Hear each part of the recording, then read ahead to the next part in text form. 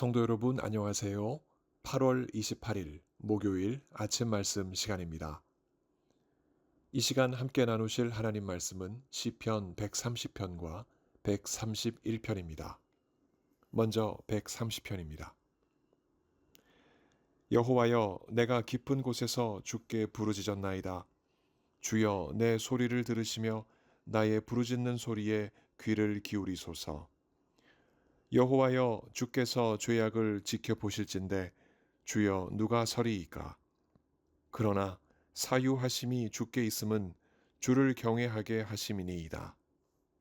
나 곧 내 영혼은 여호와를 기다리며 나는 주의 말씀을 바라는도다. 파수꾼이 아침을 기다림보다 내 영혼이 주를 더 기다리나니 참으로 파수꾼이 아침을 기다림보다 더하도다. 이스라엘아, 여호와를 바랄지어다. 여호와께서는 인자하심과 풍성한 속량이 있음이라. 그가 이스라엘을 그의 모든 죄악에서 속량하시리로다. 아멘.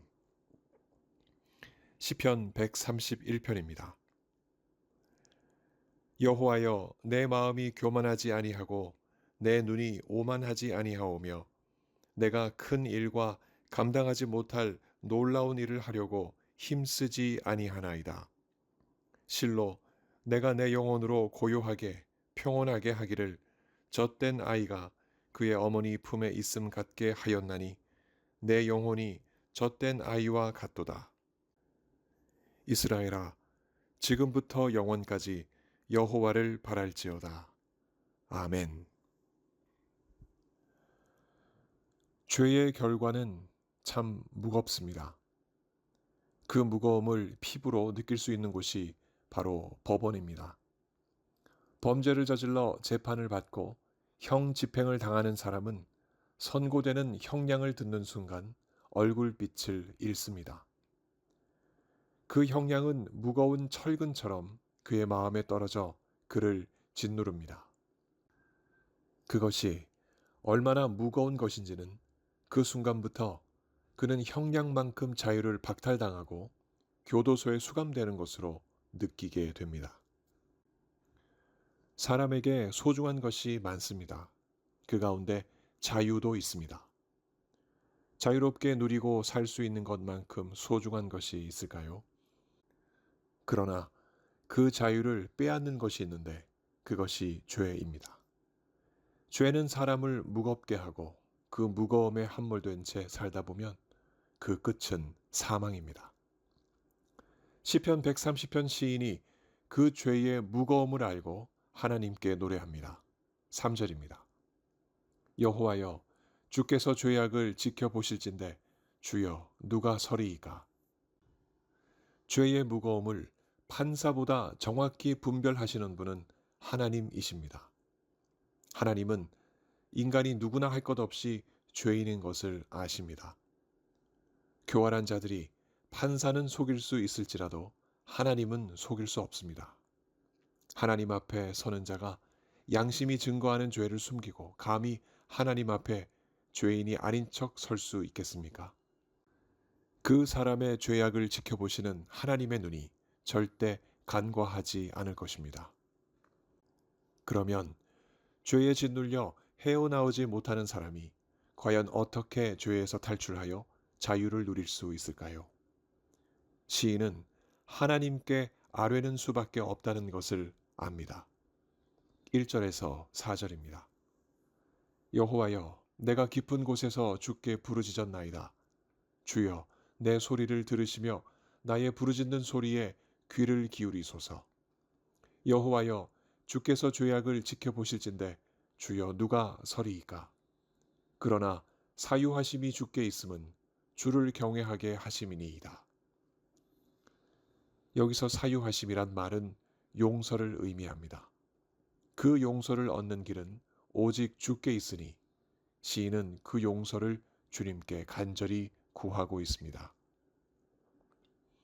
그 용서는 특별한 은혜를 낳는데 그 은혜는 바로 주님을 경외하는 일입니다. 용서라는 특별한 사면을 받은 자는 자신을 짓눌렀던 죄의 사슬을 끊고 자유를 얻습니다. 그 자유는 무슨 자유일까요? 내 뜻과 내 의지로 누리는 자유가 아니라 하나님을 경외하며 하나님의 뜻과 그 의지에 순종하며 누리는 자유입니다. 이 자유야말로 인간이 누릴 수 있는 최고의 자유입니다. 왜일까요?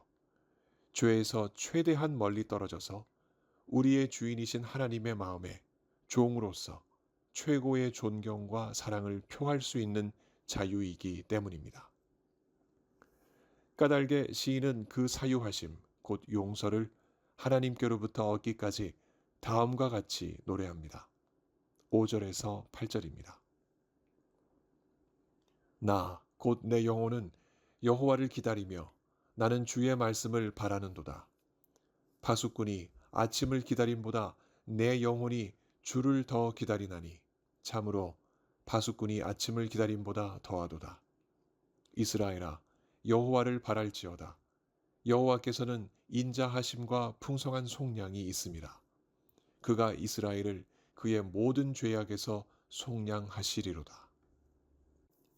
밤새 뜬 눈으로 새벽 동트기를 기다리는 파수꾼의 마음처럼 시인은 어두운 자신의 형편에 어둠을 뚫고 떠오르는 붉은 태양빛처럼 용서하시는 하나님의 말씀이 자신의 영혼에 주어지기를 기다립니다.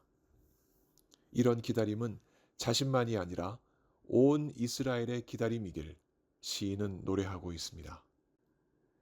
이미 하나님께는 인자하심과 풍성한 속량이 있다는 것을 믿는 시인의 기다림은 반드시 이루어져서 깊은 죄악에 빠져 있는 자신과 이스라엘을 속량하시는 하나님을 만나는 순간으로 이어질 것입니다. 이로써 여호와여, 내가 깊은 곳에서 주께 부르짖었나이다 하는 시인의 기도는 그의 믿음을 따라 궁극적으로 이루어져 그는 건짐을 받을 것입니다. 이 시인의 기다림에는 진정성이 있습니다. 용서하시는 하나님을 기다리는 그의 심정은 하나님이 오시면 좋고 안 오시면 어쩔 수 없고 하는 식이 아닙니다. 하나님만이 자신을 용서하실 수 있다는 강한 믿음이 그를 진정으로 하나님을 기다리게 합니다. 그 기다림의 끝에서 시인은 용서하시는 하나님의 말씀을 율법책을 통해서 혹은 제사장이나 선지자를 통해서 받았을 것입니다. 그러나 시인이 하나님을 직접 대면하는 방법으로는 그 말씀을 받지는 못했습니다. 하나님을 직접 대면하는 일은 대제사장이 1년에 한 번 최고의 경외감으로 무장한 채 하나님 앞에서 경험할 수 있었기 때문이었습니다. 하지만 이 점에 있어 우리는 시인과는 다른 환경에 있다는 것이 놀랍습니다. 이 시인뿐만 아니라 온 이스라엘이 기다렸던 메시아가 유대 땅 베들레헴에 오셔서 그 사유하심 곧 죄 용서의 은총을 직접 자신의 몸을 자신의 백성을 대신하여 희생당하는 그 방식으로 우리에게 주셨기 때문입니다. 이 사건은 설화도 소설도 교리도 아닌 실화입니다. 메시아가 인류 역사 드라마 그 한가운데에 직접 주인공으로 출연하셔서 이루어내신 일이기 때문입니다.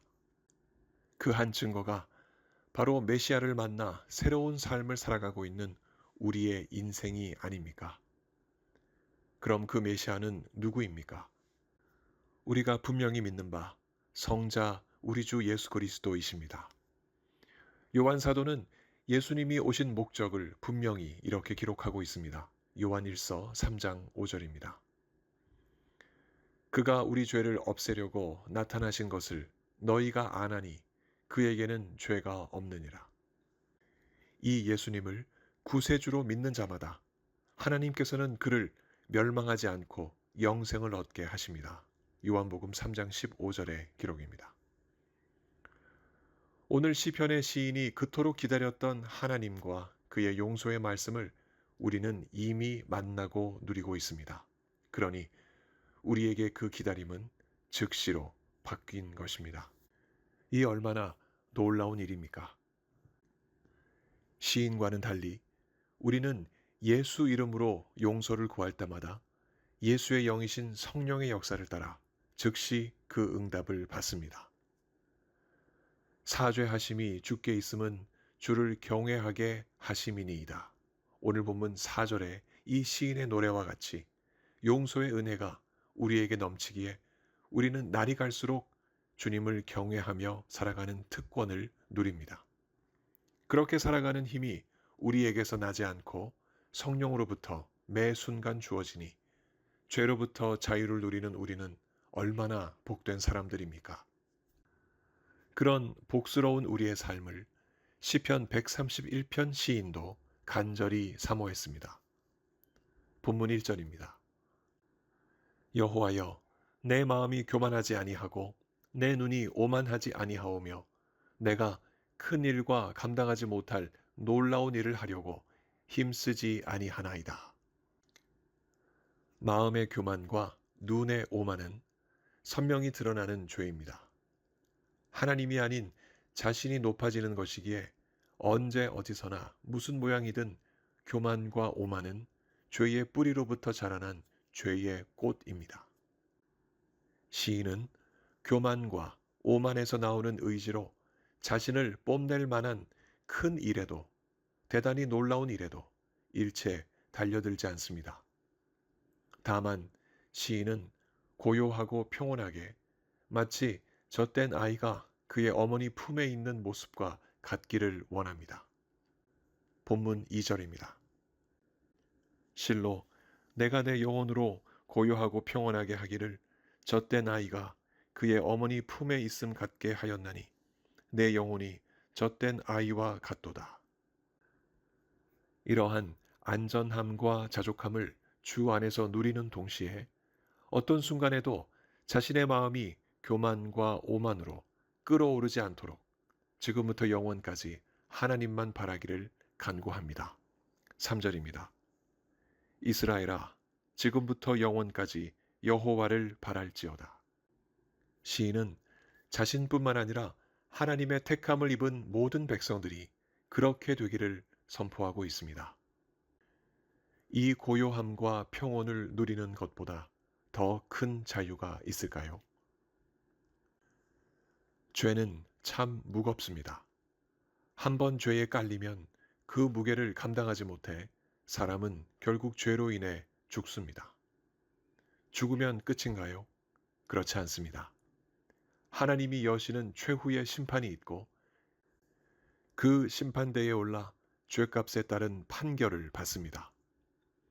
그 형량이 내려지면 어떤 죄인이라도 얼굴빛이 밝을 수 없습니다.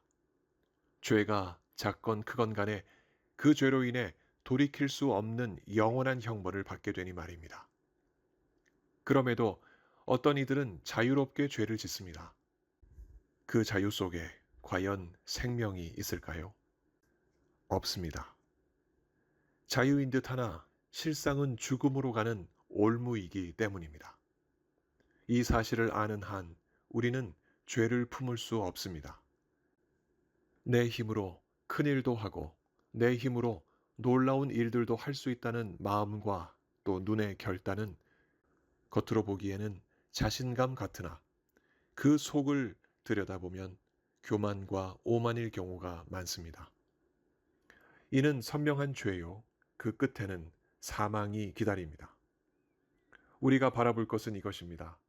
젖된 아이처럼 주의 품에 안겨 사는 것. 우리가 노래하듯 주의 친절한 팔에 안기세 우리 마음이 평안하리니 항상 기쁘고 복이 되겠네. 영원하신 팔에 안기세 하며 사는 우리의 마음은 죄로 무겁지 않고 주의 은혜로 가볍습니다. 그 평안과 기쁨을 누리는 것이 진정한 자유가 아니겠습니까? 영원한 자유는 주님 안에 있습니다. 비록 힘들고 감당하기 어려운 순간들이 쉼없이 닥치는 일들이 우리의 현실이지만 하나님의 자녀된 자들에게 주시는 이 말씀을 기억하길 원합니다. 이사야 46장 5절에서 6절의 기록입니다. 야곱의 집이여 이스라엘 집에 남은 모든 자여 내게 들을지어다. 배에서 태어남으로부터 내게 안겼고 태에서 나무로부터 내게 업힌 너희여, 너희가 노년에 이르기까지 내가 그리하겠고 백발이 되기까지 내가 너희를 품을 것이라. 내가 지었은즉 내가 업을 것이요 내가 품고 구하여 내리라. 이렇게 안아주시는 하나님의 은혜는 바로 이 예수님의 말씀으로 그 진실함에 쐐기를 박습니다. 마태복음 28장 20절의 기록입니다. 내가 세상 끝날까지 항상 너희와 함께 있으리라. 이 말씀 그대로 예수님의 영이 우리와 함께 하시니 이 말씀은 우리의 실제 현장에서 역사하고 있는 것입니다. 그러니 이런 복을 받은 우리는 더 이상 죄악이 머리드는 현장에 서지 말고 경외함이 가득한 현장에 서야겠습니다. 그곳에 생명의 말씀이 있고 진정한 자유가 있기 때문입니다. 성령께서 우리를 오늘도 품어주시고 고요와 평안으로 이끌어 주셔서 진정한 자유를 예수 그리스도 안에서 누리게 해주시길 예수 그리스도 이름으로 간절히 축원합니다. 함께 기도하시겠습니다. 하나님 아버지, 우리를 오늘도 품어주시고 고요와 평안으로 이끌어 주셔서 예수 그리스도 안에서 우리가 진정한 자유를 누리게 하여 주옵소서. 우리의 영혼이 항상 하나님을 바라게 해 주옵시며 주의 말씀을 사모하게 하시며 교만하지 않고 오만하지 않게 하나님 주신 모든 삶의 터전에서 하나님을 경외하며 살게 하여 주옵소서. 몸이 아프신 성도님들의 그 간절한 간구를 주님께서 들으시고 속히 응답하셔서 건강한 몸으로 주님 앞에 살아가시도록 은혜 베풀어 주옵소서. 살면서 겪는 여러 가지 많은 문제들 주님 앞에 내어놓고 기도하는 하나님 백성들, 우리 하나님 모든 것 들으시고 속히 응답하셔서 그 마음속에 기쁨과 감사가 넘치게 하여 주옵소서. 오늘도 택하신 백성들과 함께 하시며 은혜 부어 주실 줄 믿사옵고 예수 그리스도 이름으로 감사하며 기도하옵나이다. 아멘. 성도 여러분, 오늘 하루도 하나님의 크신 은혜 가운데 자유를 누리시길 간절히 바랍니다. 감사합니다.